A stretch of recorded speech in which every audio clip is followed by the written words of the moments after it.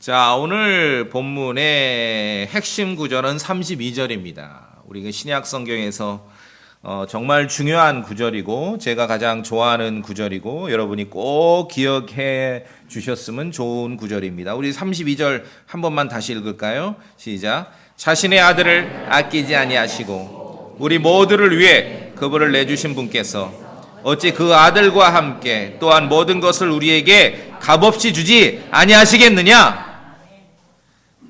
묻는 말이죠.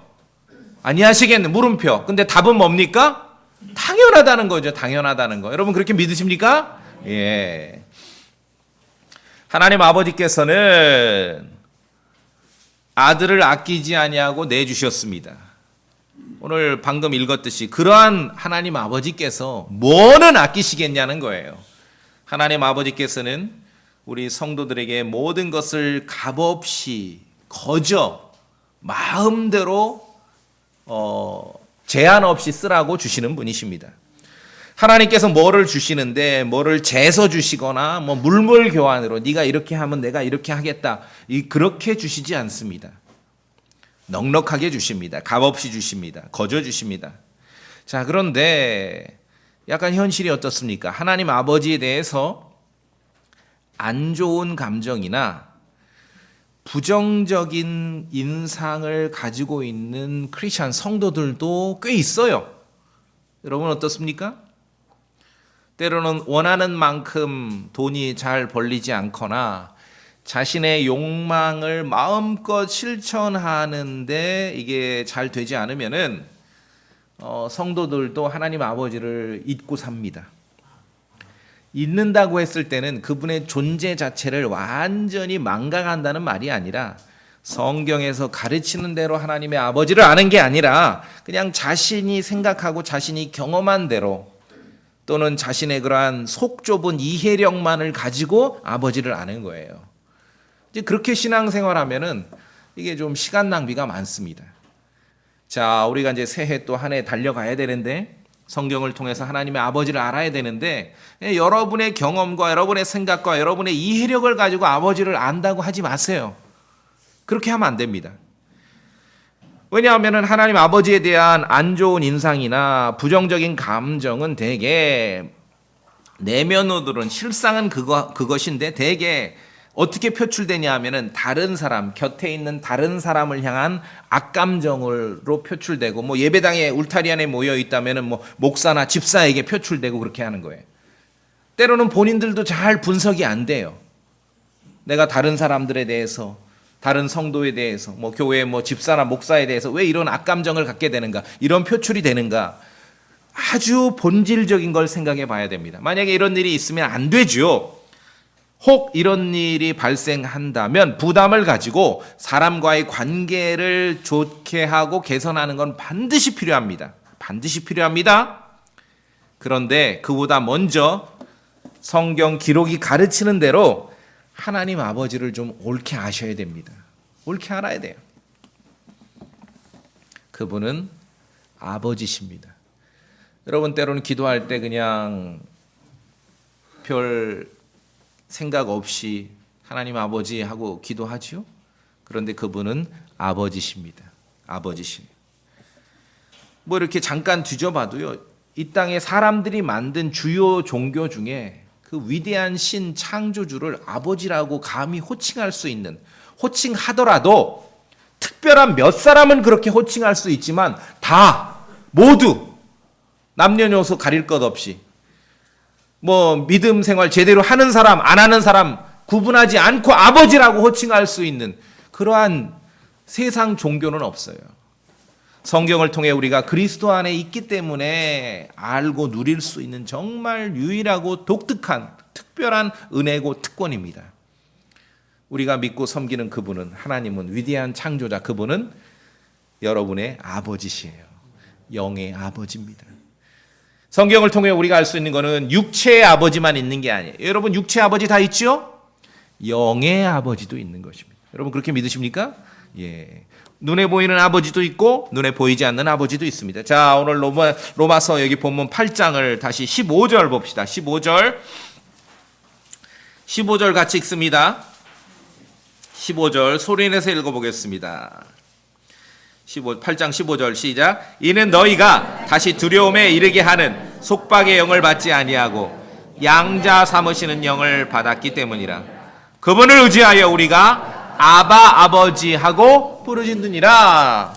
구원받았을 때 우리 안에 임한 성령님, 거룩한 영, 양자 삼으시는 영에 의해 그분을 의지하여 우리가 하나님을 아버지라고 부르는 겁니다. 아버지라고. 물론 우리가 기도할 때 그분은 하나님이시고 위대한 창조주시죠. 그러나 기도할 때 그분은 우리가 아버지에게 기도하는 거예요. 하나님 아버지하고. 예수 그리스도를 통해 우리는 우리 아버지가 있음을, 영의 아버지가 있음을, 육체의 아버지만이 있는 게 아니라 눈에 보이지 않는 아버지가 있음을 알게 된 것입니다. 믿게 된 것입니다. 예수 그리스도께서는 당신께서 하나님의 아들이심을 밝히 드러내셨습니다. 아들이십니다. 예수 그리스도를 아들이라고 하는 거예요. 아드님, 하나님의 아들. 그 말은 아버지가 계시다는 거지요. 성경은 세상 종교와 달리 아버지와 아들을 가르칩니다. 제가 믿는 성도들, 신앙생활하는 성도들에게 한 가지 진리를 좀 강조하고 싶다면 이것이 아버지와 아들을 가르치는 거예요. 요한일서 말씀에 아들을 인정하는 자에게는 아버지도 있느니라. 구원받았다는 것은 아버지와 아들을 아는 것이에요. 우리 또한 그 하나님의 아들 예수 그리스도로 인해서 아들이 되는 거예요. 아들. 하나님의 아들. 시간을 내서 좀 곰곰이 생각해 보세요. 위대한 신이고 창조주신데 아버지라고요. 아버지라고. 하나님께서는 스스로를 우리에게 아버지라고 가르쳐 주시면서 하나님 아버지를 잘 알기를 원하시는 것이. 참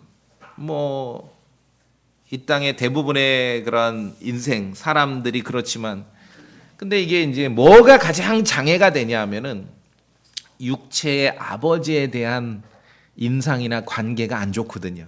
그러니까 하나님 아버지 그러면 딱 떠오르는 게 자기 아버지가 떠오르는 거예요. 이게 굉장히 부정적이고 거리감이 멀고 그렇죠. 그래서 말씀드렸잖아요. 자기 경험이나 자기 인생이나 그런 속 좁은 자기 이해력으로 아버지를 아는 게 아니라 성경 기록을 통해 알아야 됩니다. 이건 결심하셔야 돼요. 여러분이 경험한, 여러분이 가지고 있는 그런 아버지에 대한 그런 인상이 아니라 성경 기록이 가르치는 아버지에 대한 그런 생각으로 바꾸셔야 됩니다. 그래야 이 신앙생활이 제대로 이루어지는 것이에요. 하나님 아버지라고 부르십니까? 부를 수 있어야지요. 예수님께서 겟세마네에서 기도하실 때 아버지라고 부르셨지요. 우리가 기도할 때 아버지라고 부르는 겁니다. 하나님 아버지를 알지 못하거나 부를 줄 모른다는 것은 결국은 하나님의 아들 예수 그리스도를 알지 못한다는 겁니다. 왜냐하면 오직 아버지를 알 수 있는 길은 아들이신 예수 그리스도를 통해서만 아버지를 알 수 있습니다. 이것 이외에 딴 얘기를 하는 사람들은 거짓말장입니다. 여러분 동의하시죠? 요한복음 14장 6절에 예수님께서 말씀하셔서 내가 곧 길이요 진리요 생명이니 나를 통하지 않고서는 예수 그리스도를 통하지 않고서는 길이라고 말씀하셨지 길 아무도 아버지께 오지 못하느니라. 성경은 아버지와 아들을 가르치는데 아버지 하나님 아버지를 어떻게 아는가? 오로지 아들이신 예수 그리스도를 통해서만 알 수 있는 것이에요. 이 외에 다른 얘기는 성립할 수 없습니다. 자꾸 이런 딴 얘기를 해요 사람들이. 자기가 아버지랑 직접 통했다. 큰 종교를 보면은 성경은 예수 그리스도를 통해서만 아버지께 갈 수 있는데 다른 종교 예수님만 통하는 게 아니라 위대한 선지자 마호멧을 통해서도 갈 수 있다. 그래 우리가 받아들이지 않는 것이에요. 누구를 믿고 누구에게 기도하십니까? 위대한 신, 말씀으로 하늘과 땅을 창조하신 위대한 창조주이시고 하나님, 신이죠. 신. God은 신입니다. 신 그러면은 어릴 때 우리가 그리스 신화를 아이들이 읽다 보면은 그런 신인 줄 알아요. 그런 잡신들. 그렇지 않습니다. 성경에서 말하는 하나님 신에 대해서 옳게 알아야죠.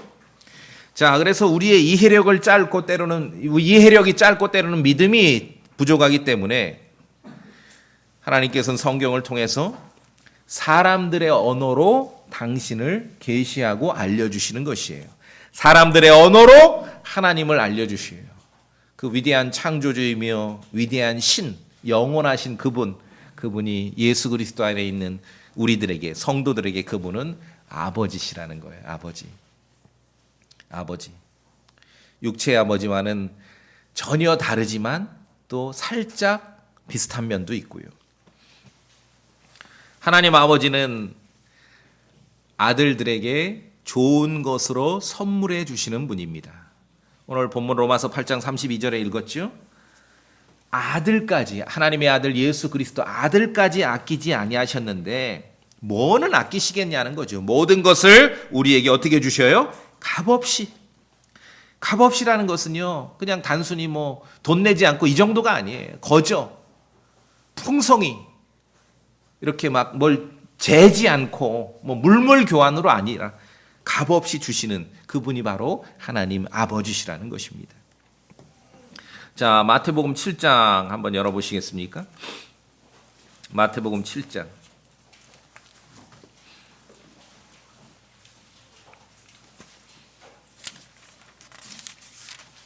마태복음 7장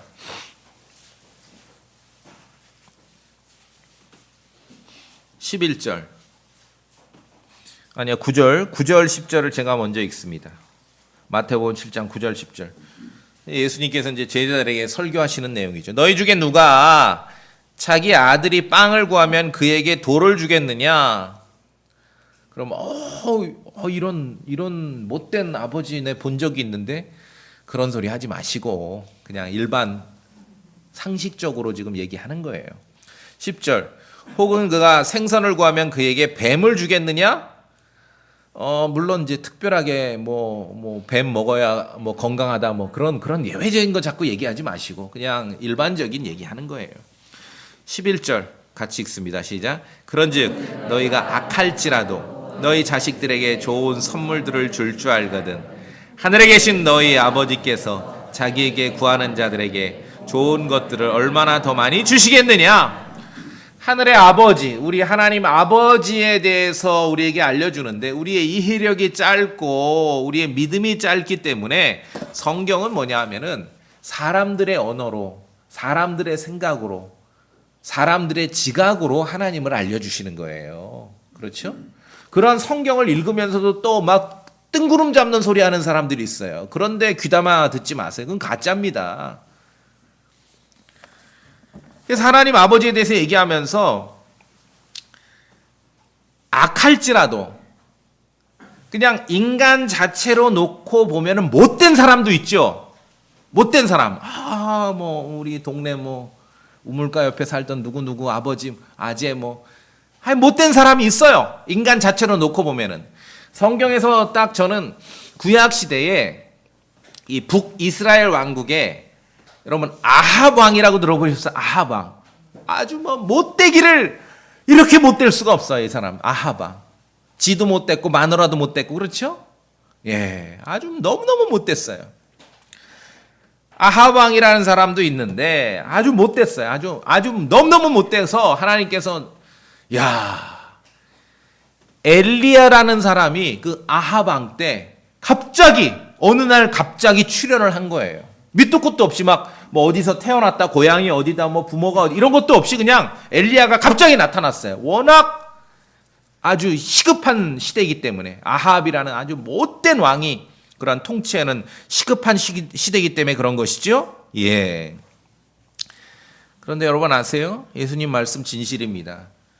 그렇게 못되고 정말 못된 그 아합 왕도 하나님께서 어느 날 갑자기 엘리야라는 하나님의 사람을 출현시켜서 뭔가 이렇게 방어를 해야 될 만큼 그렇게 아합이라는 한 사람의 왕 때문에 이스라엘 왕국이 망가지고 있고 영적으로 실제적으로 패망해 가고 있는 그러한 시대에 엘리야를 출현시켜야 할 만큼. 근데 여러분 기억하세요. 그 못된 그 아합 왕도 지 아들에게는 왕국을 물려줬습니다. 이걸 못됐다, 나쁘다 이게 아니라 그 아합왕도 지 아들에게는 뭘 물려줬어요? 왕국을 물려줬어요. 왕국을. 이게 예수님 말씀이에요. 그러니까 여기서 말씀하시는 거는 아버지인데 여러분 그리스도 안에 있으면 하나님이 아버지인 거예요. 그리스도 밖에 있을 땐 그냥 위대한 창조주고 신이고 하나님이고 그 정도인데 이제 예수 그리스도의 믿음 안에 들어왔으면 하나님이 아버지십니다. 아버지인데 그냥 어떤 그 영적인 얘기를 하면 직설로 못 알아들으니까 사람의 얘기를 하는 거예요. 정말 못된 사람도 지 자식에게는 좋은 걸 주지 않느냐. 여러분 말씀드렸잖아요. 아합 왕도 그렇게 못됐는데 지 아들에게는 뭘 물려줬어요? 왕국을 물려줬어요. 왕국을. 그러면 하나님 아버지는 어떠하시겠냐는 거예요. 하나님 아버지께서는 이미 보증까지 하셨잖아요. 자신의 아들까지 내주셨는데 우리를 위해서 뭐를 아까워하시겠느냐. 이것이 성경에서 가르치는 우리 하나님 아버지에 대한 그런 인상이고 모습인 거예요. 좀 생각을 바꾸셔야 돼요.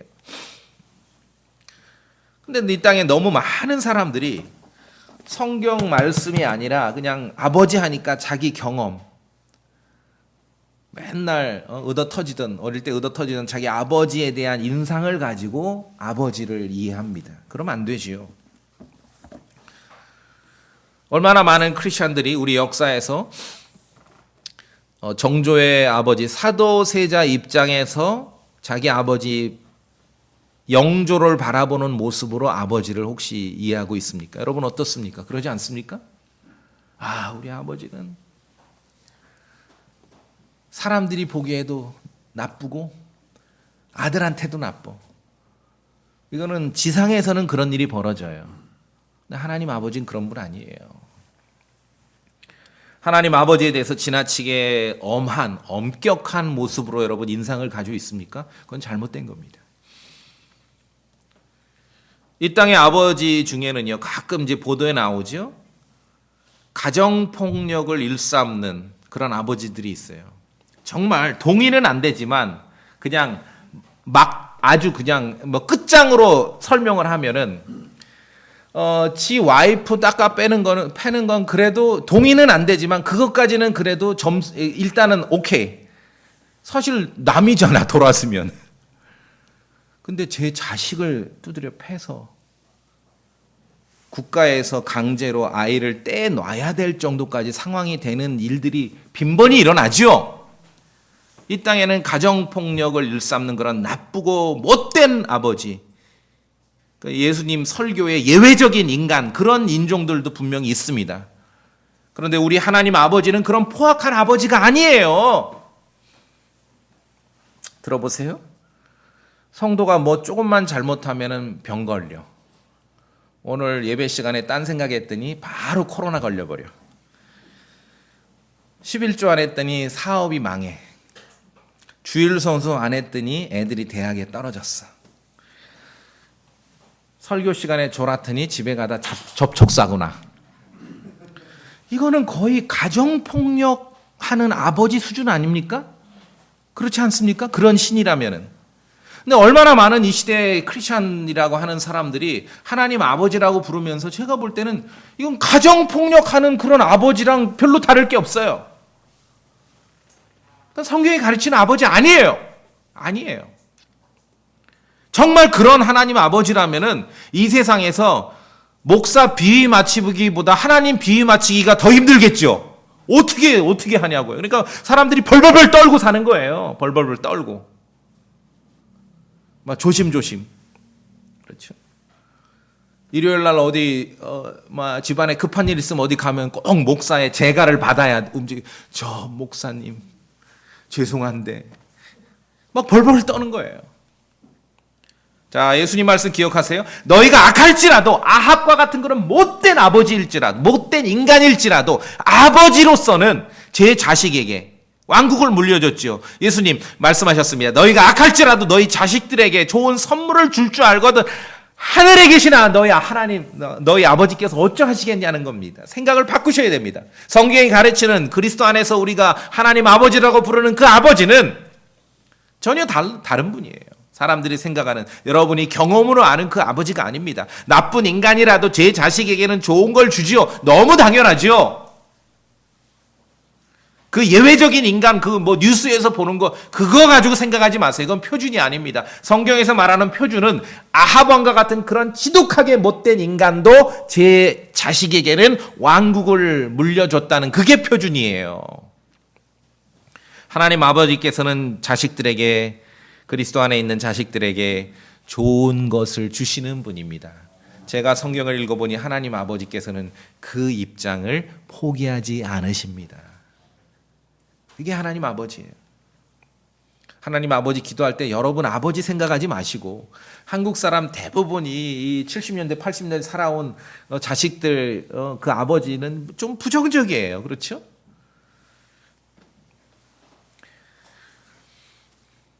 아들이 아니라 원수였던 우리가 예수 그리스도 안에서 하나님을 아버지라고 부르게 된 겁니다. 우리 안에 계신 성령님을 통해서 우리가 아바 아버지라고 부르지요. 예수 그리스도 때문에 우리를 아들로 받아주셨습니다. 로마서 8장 아까 15절에 양자 삼으시는 영을 받았기 때문이라. 양자 삼, 왜 성경이 그런 양자 삼는다, 어덥션 그런 말을 썼을까요? 태어난 아들도 귀하지만 선택받은 아들은 더 귀한 것이지요. 여러분은 예수 그리스도 안에서 선택받은 아들인 것이에요. 그 선택이거든요. 엉뚱한 선택이 아니라 여러분은 선택받은 아들이잖아요. 자, 성경이 가르치는 하나님 아버지는 우리에게 뭐를 주실 때 거저 주십니다. 여러분 그렇게 믿으시죠? 값없이 주십니다. 종교 사기꾼들이 중간에서 입장료를 받아 먹는 거예요. 그런데 속으면 안 되죠? 예, 우리가 다 그런데 깜빡하고 속았다 정신 차린 거 아닙니까? 하나님 아버지는 거저 주시고 값없이 주십니다. 아들을 내어주신 분께서 뭐는 아까워하시겠냐고요? 뭐는 아까워하시겠습니까? 하나님 아버지가 베푸는 아버지의 식탁에서 거저 먹을 줄 아는 자식을 아버지는 좋아하십니다. 이게 뭔 말인가? 오랜만에 이제 어디 딴 곳에 가서 직장 생활하는 아들이 집에 왔어요. 엄마가 이제 뭐 이렇게 평소에 똑같은 것 같은데 뭔가 달라 보이는 그런 식탁을 딱 차려 맛있게 배부르게 먹었어요. 집에서 다 먹고 나서 물 한 잔 탁 들이키면서 얼마 드리면 돼요? 참 그러면 그 엄마 아들이 너무 기쁘다. 이 아들이 이제 한 끼를 먹었다고 나에게 밥값을 지불하는구나. 그런 엄마 속 차려야죠. 아버지의 식탁에서 거저 먹을 줄 아는 아들이 좋은 아들이에요. 그렇죠? 여러분 동의하시죠? 예, 그게 동의합니다. 여러분 여기 자녀들이 있는데 오랜만에 가서 뭐 먹잖아요. 어머니가 베풀어준 식탁을 먹고 그냥 먹고 오세요. 거저. 아이고 어머니 이 은혜를 내가 어떻게 갚아야 돼? 아니 그냥 먹고 오시라고요. 그게 아버지와 아들의 관계입니다. 누가복음 15장에 보시면은 있는 재산 다 날려먹고 이제 쫄쫄 굶다가 거지꼴로 집에 돌아온 둘째 아들이 있어요. 둘째 아들. 집에 돌아오고 아버지를 보면서 더 이상 아버지의 아들이라 불릴 자격이 없나이다 라며 회개의 참회의 눈물을 흘렸죠. 기억하시죠? 소위 이제 탕자라고 하는데, 탕자라는 말을 쓰면 너무 걔한테만, 둘째 아들에게만 집중되기 때문에 저는 가급적인 이제 탕자라고 쓰지 않고 그냥 둘째 아들.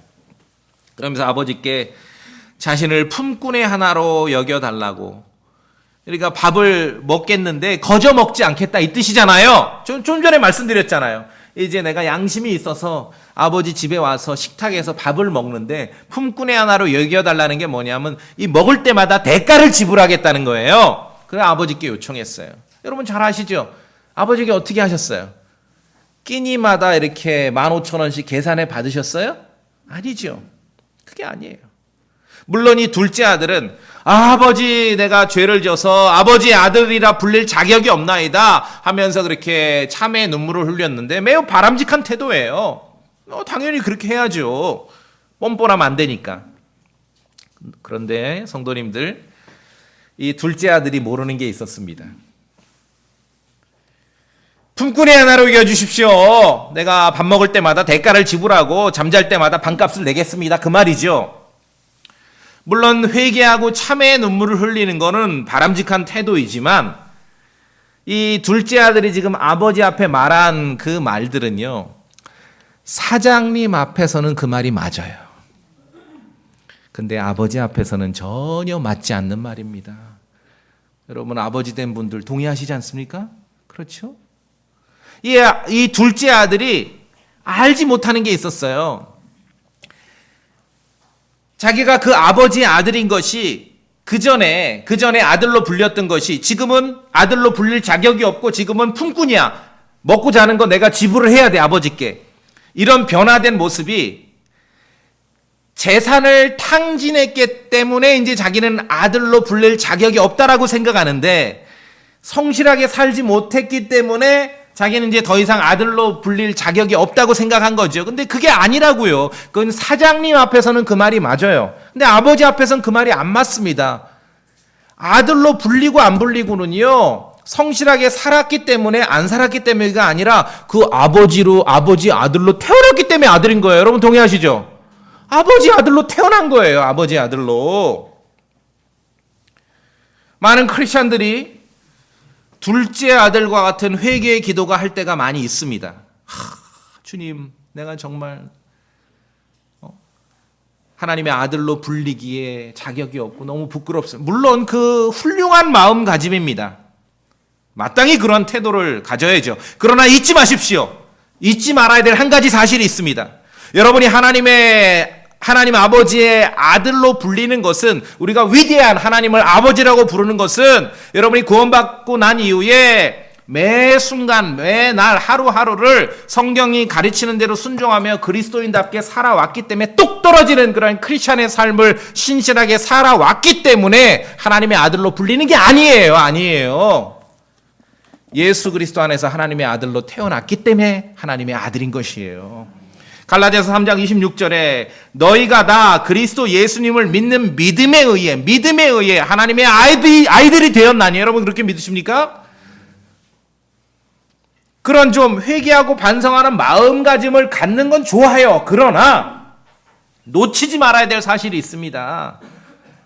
여러분이 작년 한 해 말씀 멀리하고 성경 잘 안 읽고 교회도 잘 안 나오고 땡땡이 폈다고 해서 내가 정말 그리스도인이 아닌 것 같다, 내가 하나님의 아들로 불릴 자격이 없다, 그런 마음가짐을 갖는 건 좋지만 키워가십시오. 여러분이 잘 살았건 못 살았건 그것 때문에 하나님의 아들이 된 게 아니라고요. 오로지 예수 그리스도의 은혜로 인해서 하나님의 아들이 된 것입니다. 그것을 기억하셔야 돼요.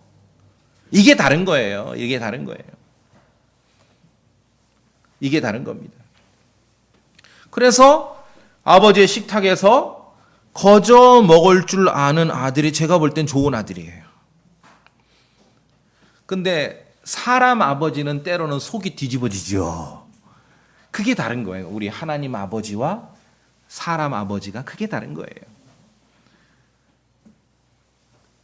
하나님 아버지께 대가를 지불하려고 하지 마세요. 여러분이 대가를 지불하고 싶어하는 그 모든 것들을 이미 다 예수 그리스도께서 지불하신 것입니다. 그리스도 때문에 우리가 하나님의 아들로 불리고 하나님의 아들로 입양된 것이지, 여러분이 말씀대로 철저하게 살았기 때문에 하나님의 아들이 된 거 아니라고요. 그렇게 못 살았다고 아들의 자격이 반납되는 게 아닙니다. 그렇죠? 그 둘째 아들은 그걸 모른 거예요. 내가 재산을 탕진했기 때문에 이제 아들이 아니야, 대가를 지불해야 돼. 아니지요. 그 아버지의 아들로 태어났기 때문에 아들인 거예요.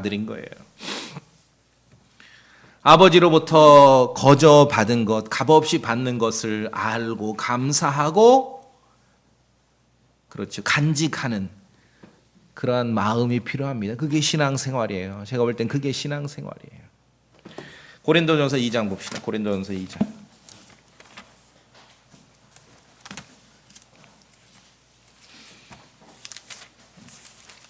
고린도전서 2장.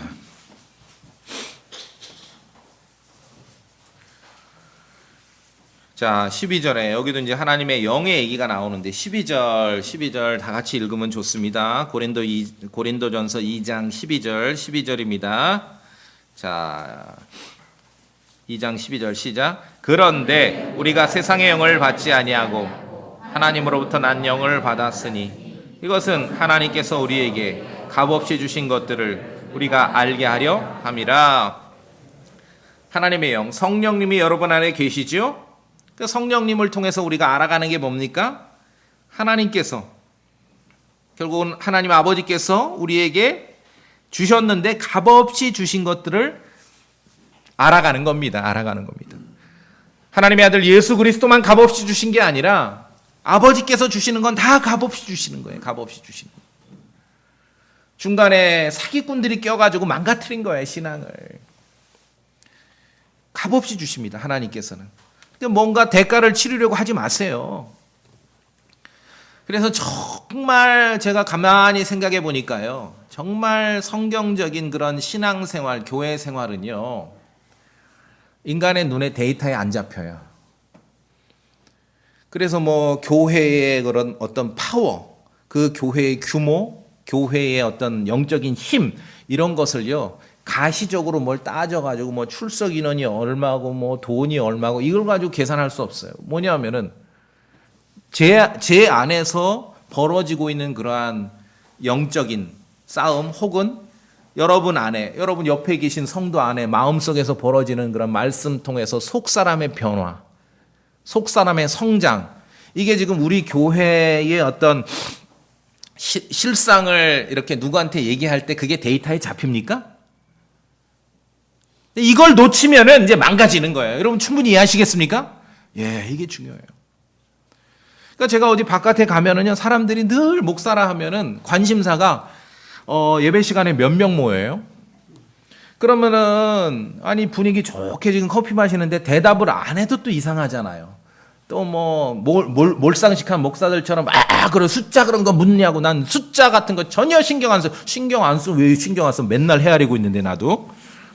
그러니까 대답을 안 해도 그렇고, 또 그렇게 막 뭐 마음에 없는 걸로 막 싸우자고 세게 말하기도 그렇고. 그러니까 쉬운 게 없습니다. 한마디 한마디가. 입을 다물고 있기도 그렇고, 입을 열어서 뭐라고 쏘아 붙이기도 뭐라고. 그래 제가 고민하고 기도하고 몇 년 전부터 답을 얻었어요. 물어보세요. 목사님 예배 시간에 몇 명 모여요? 물어보세요. 빨리 물어봐요. 보름 전에도 제가 취조를 당했어요. 그 교회, 너네 교회는 몇 명이나 모이냐? 필요한 만큼 모입니다. 그 다음에 아무도 안 물어. 그 다음 토를 못 달아. 그렇게 얘기하면. 정말이에요. 그러니까 제가 이제 신앙생활하고 말씀을 통해 고민하는 거는 좀 전에 이제 이 에피소드가 상징적인 건데, 여러분 일상에도 마찬가지예요. 뭔가 질문이 오거나 이슈가 있으면은 OX밖에 없어. 그쵸? 저와 함께 신앙생활하면 그 길로 가지 말자고요. 물론 OX를 따져야 될 순간은 분명히 있어요. 근데 그렇지 않은 영역은 좀 쉬운 게 당연히 그런 거 없어요. 고민하고 생각하고 말씀드렸잖아요. A 목사 좋아하면 B 목사 싫어하고, 이게 현실입니다. B 목사 좋아하면 A 목사 싫어하고, 이게 현실입니다. 근데 A 목사도 좋고 B 목사도 좋고. 왜냐하면은 아니 좋은 것만 가져오면 되지 않습니까? 뭘 싸울 걸 왜 가져와요? 좋은 것만 가져오면 되죠. 그 사람이 나를 싫어하지 않는 이상 왜 내가 싫어할 필요가 있습니까?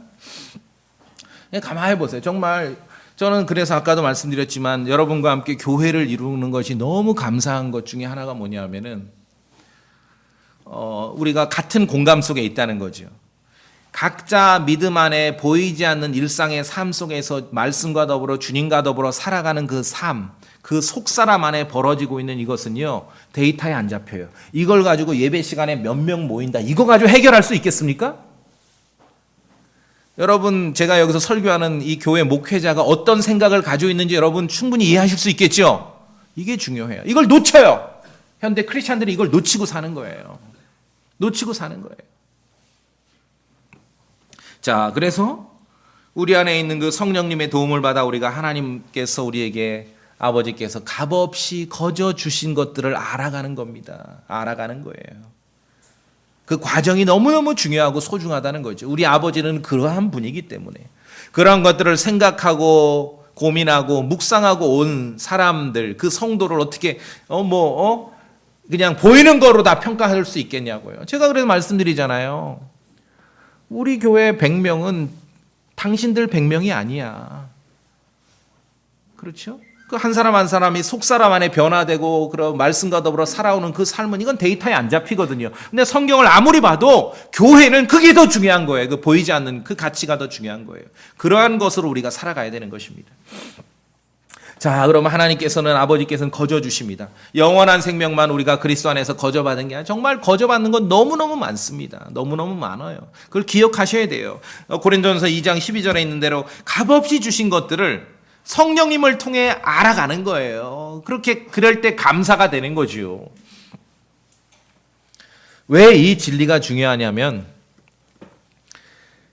아버지로부터 거저받고 값없이 받은 것을 알 때 나도 거저 내줄 수 있어요.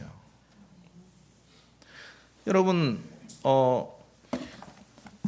그날따라 본문이 그러해서 제가 모금이나 헌금이나 돈 문제에 대해서 설교하고 주님께 은혜를 드리고 마음을 표현하는 거에 설교하지만 여러분이 일반적으로 목사들 하면 생각하는 헌금 11조 이런 거에 대해서 전혀 다른 입장, 다른 얘기를 제가 가지고 있지 않습니까?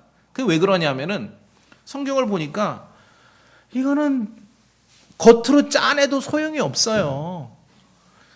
아버지로부터 거저받은 것을 기억하고 감사할 줄 아는 그 성도의 마음, 이건 데이터에 안 잡혀요. 그게 있지 않고서는 내가 거저받은 거를 알지 못하면 거저 내줄 수가 없는 것이에요. 우리가 신앙에서 추구해야 될 게 뭔지를 우리가 다시 생각해야 됩니다. 좋은 선물을 받아본 사람이 다른 사람에게도 좋은 선물을 줄 줄 아는 것이에요. 작년 한 해 돌아보세요. 선물 받아보신 적 있어요?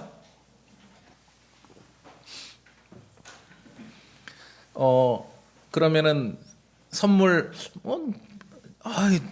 받은 게 없는 것 같은데 그러면 마땅히 선물을 줘야 될 사람들을 떠올리면서 그놈들이 왜 나한테 선물을 그렇게 생각하지 마시고 선물을 사람들에게 받아본 적이 없으면은 내가 참 인색하게 살았구나 그렇게 생각하십시오. 그렇죠? 아버지가 주시는 좋은 선물을 많이 경험해 본 사람은 다른 사람에게도 좋은 선물을 줄 줄 아는 것이에요. 이거는 그냥 제 경험으로 볼 때 육체의 아버지일 수 있습니다. 인생을 살아오면서 육체의 아버지, 그 드라마에 나오는 그 좋은 아버지 있지 않습니까? 그 아버지처럼 내 인생에 아버지로부터 좋은 선물을 많이 받아본 경험이 없는 사람은 이게 내 의도가 아닐지라도 어떤 상황이 그럴 수도 있고 좀 우리가 긴장하셔야 됩니다. 만약에 그런 좋은 경험이 없다면은 여러분이 의도하지는 않았을지라도 여러분은 참으로 인색할 수 있습니다. 거저받는 선물을 받아본 적이 없는 사람은 인색하더라고요. 인색해. 육신으로도 하나님 아버지를 닮아 좋은 아버지가 되기를 원하십니까? 좋은 선물을 주세요. 특히나 아들들에게 좋은 선물 주세요. 조건 달지 말고 야 일로 와봐. 기말고사 언제 봐? 20점을 올려. 그럼 내가 20만 원을 용돈으로 줄게. 그렇게 하지 마세요. 아시겠죠? 그건 좀 그런 건 마음의 교 믿는 사람들한테는 그렇게 하라 그러고 성경을 믿는 사람은 좋은 선물을 주시되 아무런 조건 없이 그게 하나님 아버지로부터 좋은 선물을 받아본 성도의 태도이지요. 예수 그리스도의 이름으로 모이는 교회가 온통 욕심꾸러기로 가득 찼다면 그건 왜 그럴까요? 하나님 아버지와의 관계에 문제가 있는 거예요. 아버지로부터 값없는 선물을 받았다는 걸 알지도 못하고 그런 사실도 없는 사람들이 모이기 때문에 그렇습니다. 거저 주는 좋은 선물을 하나님 아버지로부터 거저 주시는 좋은 선물을 받아본 적이 없는 사람들이 종교 사기꾼을 하는 거예요. 그러니까 다른 사람 호주머니를 노리는 거지요. 하나님 아버지께서는 우리에게 여러분에게 뭐든 주시는데 풍성히 주십니다. 거저 주시고 값없이 주십니다. 예수 그리스도 안에서 생명을 주실 때, 우리에게 영원한 생명을 주실 때 그리스도 안에 있는 생명은 영원히 살 만큼 넉넉히 주시지요. 중간중간 인간의 땀방울로 그 영원한 생명을 보충해야 할 만큼 모자라게 주시지 않습니다. 그렇죠? 이게 중요해요. 뭐 구원을 잃어버려요, 안 잃어버려요, 이런 의문 속에 사는 사람들은 지금 하나님 아버지를 몰라도 너무 모르는 거예요. 너무 모르는 거예요. 아버지는 뭘 주시면은요, 풍성히 주시고 넉넉하게 주시고 값없이 주십니다.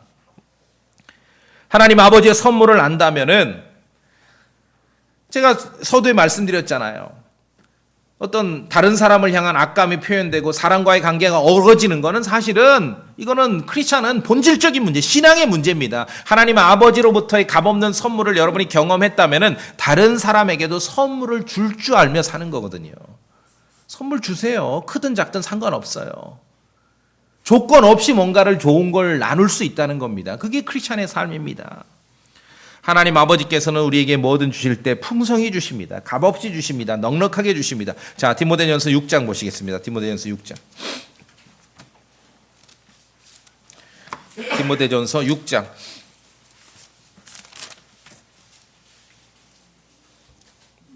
6장 17절. 디모데전서 6장 17절. 한 목소리로 한번 읽어보겠습니다. 디모데전서 6장 17절 시작. 이 세상에서 부유한 자들에게 명하여 그들이 마음을 높이지 말고 확실하지 않은 재물을 신뢰하지도 말며 오히려 살아계신 하나님 곧 우리에게 모든 것을 풍성히 주사 누리게 하시는 분을 신뢰하게 하고. 자, 하나님 어떤 분입니까? 우리에게 모든 것을 어떻게 주십니까? 풍성히 주셔요. 그렇게 믿으시라고요. 그런 아버지십니다. 여러분이 육체적으로 좀 안 좋게 부정적으로 각인된 그 아버지에 대한 인상을 버리세요. 바꾸세요. 성경이 가르치는 하나님의 아버지는 전혀 다릅니다. 우리에게 풍성히 주십니다. 풍성히 주십니다. 풍성히 주시되 왜 주셔요? 누리라고 주시는 거예요. 17절 다시 보세요. 모든 것을 풍성히 주사 뭐 하게 하셔요? 누리라고. 목적이 뭐니까 to enjoy. 즐기고 누리시라고 주는 거예요. 많은 현대 크리스천들이요, 성경을 안 읽어요. 하나님께서 뭔가 값없이 거저 선물을 주시는데, 하나님께서는 은혜를 계속 베풀어 주시는데, 무슨 뭐 산속의 수도승처럼 살아가. 아까 말해서 긴장하고 막 조심조심하고. 누리라고 주시는 겁니다. 누리게 하시는 분입니다. 좋은 선물을 누리세요. 아이, 그러잖아요. 뭐 좋은 거 받았는데 묵혀놓으면 뭐 되잖아. 버리지 않습니까? 그렇죠? 누리시라고요. 쓰시라고요. 지금은 전쟁이나 물리적인 핍박의 시대가 아닙니다. 첫 번째, 평화를 누릴 줄 알아야 됩니다. 누리세요. 즐기시라고요. 하나님께서 주시는 선물을 누리세요. 종교 사기꾼들은 크리스천들을요, 포로 수용소처럼 살게 만들어요. 그냥 막 조금만 이상하면 총 맞을 것 같고 울타리 넘어가면 안 되고 긴장하며 살아요. 이건 잘못된 겁니다. 누리라고 주십니다. 진리를 알 때 누릴 수 있는 자유를 빼앗기지 마시기 바랍니다. 전도서 3장 말씀에는 모든 사람이 보세요. 형제님 내가 뭐 별로 거저 받은 게 없는 것 같은데, 전도서 3장 말씀에 모든 사람이 먹고 마시며 자기의 모든 수고로 얻은 좋은 것을, 여러분이 땀 흘려 일할 수 있지 않습니까? 그리고 먹고 마시죠. 자기의 모든 수고로 얻은 좋은 것을 누리는 것이 to enjoy입니다. 누리는 것이 하나님의 선물이라는 것입니다. 선물이에요. 그렇죠? 쌓아놓기만 하지 마시고, 내가 노후를 위해서 80, 90을 위해서 막 지금 긴장하면서 쌓아놓기만 하지 마시고, 뭐 일부는 쌓아놓고 일부는 지금 쓰세요. 누리시라고요. 누리시라고요. 왜? 90까지 못 살아요. 누리시라고. 하나님 아버지께서 뭔가를 주실 때는 거저 주시고 값없이 주시고 풍성히 주시고 누리라고 주시는 것입니다. 너무 그런 수도승처럼 살지 마세요. 즐기세요.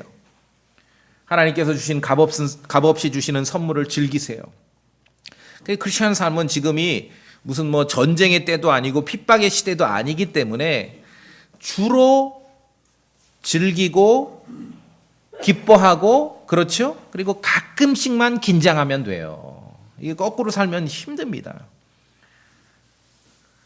하나님 아버지께서는 우리에게 좋은 것을 주시는 정말 하나님 아버지십니다.